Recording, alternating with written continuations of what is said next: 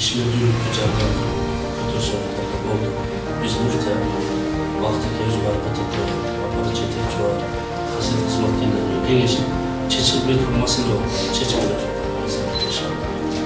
жылдык жыйынтыктоо отчетун ана сиздерге баягы 40 кадам иш планыбызды сунуштаганбыз.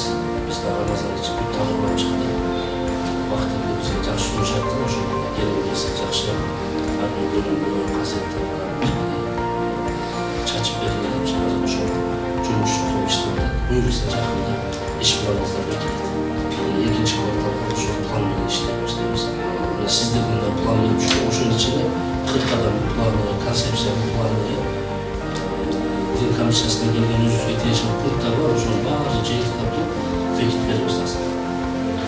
Биз учурдан пайдаланып, ошо сиздер атайын аталыктыкты алыс аймактан келип атасыздар.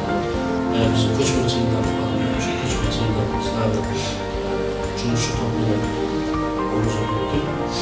түзүп атабыз аслында. Балким жанагындай неме кылышыбыз мүмкүн, Жериковдачы кайра баштап, же болбосо Таласка келгенге атасыздар.